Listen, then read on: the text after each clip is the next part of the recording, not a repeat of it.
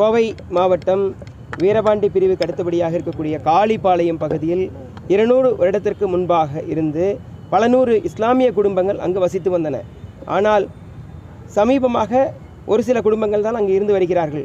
ஆனால் அந்த பகுதியில் இருக்கக்கூடிய காளிபாளையம் என்னும் இடத்தில் 18.6 ஏக்கர் எரமன் குட்டையில் அங்கே இருக்கக்கூடிய இஸ்லாமியர்களை கிட்டத்தட்ட 100க்கும் மேற்பட்ட நபர்களை அடக்கம் செய்து வந்துள்ளார்கள். அந்த பகுதியைச் சார்ந்த ஊராட்சி மன்ற துணைத் தலைவர் கணேசன் என்பவர் வேண்டுமென்றே அந்த கபர்ஸ்தானை இடித்து தரைமட்டமாக்கி அந்த பகுதியில் தனது இருப்பிடத்திற்கு செல்வதற்கு பாதை அமைப்பதற்காக திட்டமிட்டு செயல்படுத்தி கொண்டிருந்தார். அது சமயம் அந்த பகுதியைச் சேர்ந்த ஜமாத்தார்களும் இஸ்லாமிய இயக்கங்களைச் சார்ந்த நபர்களும் கடந்த 16/3/2023 அன்று அந்த பகுதியைச் சார்ந்த காவல் துணை கண்காணிப்பாளர் அவர்களிடமும் பெரியநாயக்கன்பாளையம் காவல் நிலையத்திலும் ஒரு புகார் ஒன்று கொடுத்தோம்.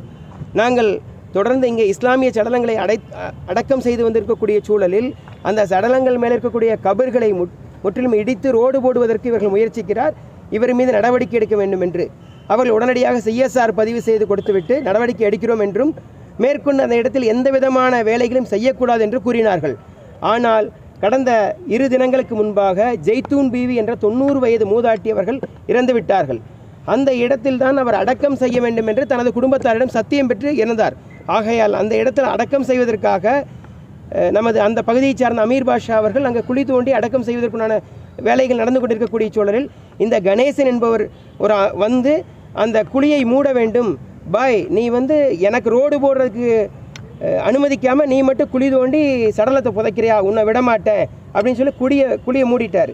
அப்போ இவர் தகவல் கொடுத்ததன் அடிப்படையில் அந்த பகுதியில் இருக்கக்கூடிய அனைத்து ஜமாத் மற்றும் இயக்கங்களை சார்ந்த நபர்கள், ஐக்கிய ஜமாத்து, வேறு கட்சியை சார்ந்தவர்கள் எல்லாருமே அங்கே ஒன்று கூடி நின்று இது எதனால் இந்த மாதிரி பண்ணுறீங்க, இங்கே தொடர்ந்து பாரம்பரியமாக கிட்டத்தட்ட ஒரு 200 வருடத்துக்கு முன்னாடி இருந்து நம்ம இஸ்லாமிய சடங்களை அடக்கம் பண்ணிட்டு வந்துட்டுருக்குறோம், ஏன் நீங்கள் தடுக்கிறீங்கன்னு கேட்கும் பொழுது RDO சைடும் சரி, அங்கே இருக்கக்கூடிய தாசில்தார் மணிகார் யார்கிட்டையுமே ஒரு முறையான பதில் இல்லை. அப்போ கிட்டத்தட்ட 10 மணி வரைக்கும் பேச்சுவார்த்தை நடத்தி 10 மணிக்கு மேலே நீங்கள் அடக்கம் பண்ணிக்கிங்க அப்படிங்கிற மாதிரி சொல்லிட்டாங்க.